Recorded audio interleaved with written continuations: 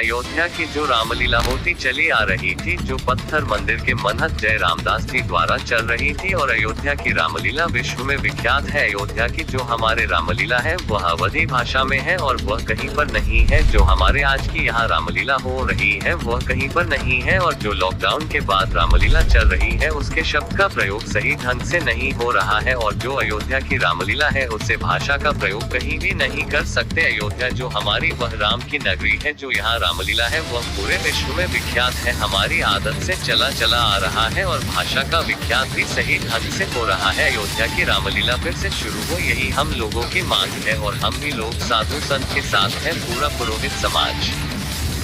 पुरोहित समाज के अध्यक्ष दुर्गेश कुमार पांडे, पुरोहित समाज के प्रदेश सचिव प्रदीप कुमार, ओम प्रकाश पांडे। वर्षों साल से पावन श्री राम के नगरी में रामलीला तुलसी स्मारक सदन से चल रही है। महंत श्री जय रामदास जी महाराज जी पत्थर मंदिर के हैं, जिनकी नियुक्ति में रामलीला संबोधित किया गया, और वर्षों साल से अयोध्या पावन श्री राम के नगरी में तुलसी स्मारक सदन में रामलीला कंटिन्यू चलता रहता था, जो कोरोना काल में थोड़ा तकलीफ के नाते बंद हो गया, जिसका उद्घाटन चल रहा है। और जो फिल्मी दुनिया वाले रामलीला कर रहे हैं उसका संत समाज विरोध करता, पुरोहित समाज के अध्यक्ष दुर्गेश पांडे भी विरोध करते हैं कि भगवान मर्यादा पुरुषोत्तम राम की नगरी में जिस तरह रामलीला तुलसी स्मारक सदन में चलता था वैसा चलता रहे। विश्व से लोग अयोध्या में रामलीला मनाने के लिए बुलवाते हैं कि अयोध्या से राम जी का स्वरूप बनाया जाए।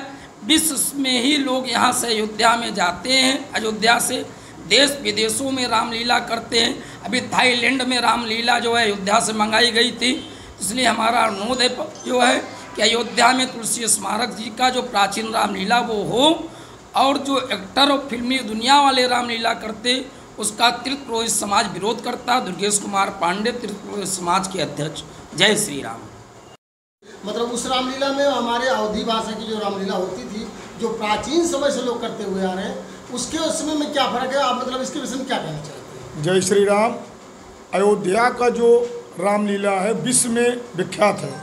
अयोध्या को जो हमारे अवधी भाषा है वो कहीं पर नहीं है। जो हमारे यहाँ के रामलीला करने वाले हैं वो उस प्रयोग को कहीं भी कर नहीं सकते हैं, क्योंकि अयोध्या हमारा जो है राम की नगरी है, और यहाँ की जो रामलीला है पूरे भारतवर्ष में नहीं पूरे विश्व में गई है, और मर्यादा के ही हिसाब से आज तक चलता हुआ चला आया है।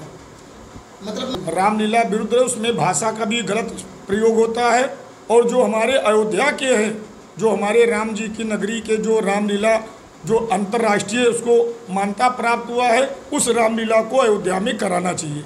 इसी से हमारे संत हमारे जो संत हैं, हमारे जो अयोध्या के पुरोहित जो हमारे अयोध्या के नागरिक हैं, उसी से खुश रहेंगे और उसी को मांग कर रहे हैं कि अयोध्या का ही रामलीला होना चाहिए, जो पूरे विश्व में प्रचार होता है अयोध्या का रामलीला। जिसका जैसे हमारे वृंदावन में है तो वृंदावन का जो रासलीला है वो वहाँ का विशेष है, तैसे हमारे अयोध्या का रामलीला विशेष है, और हमारे अयोध्या का ही होना चाहिए। हमारा लोग का यही मांग है। जय श्री राम। अयोध्या से प्रदीप पांडे, पुरोहित समाज के महासचिव।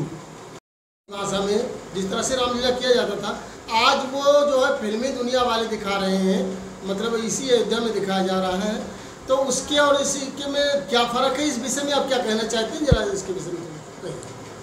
इसके विषय में कहना ये है कि वो रामलीला बहुत वर्षों से पुरानी है, और हम खुद उस रामलीला के मेंबर थे, और वहाँ बैठ करके जनता के साथ रामलीला करवाते थे, रहते थे।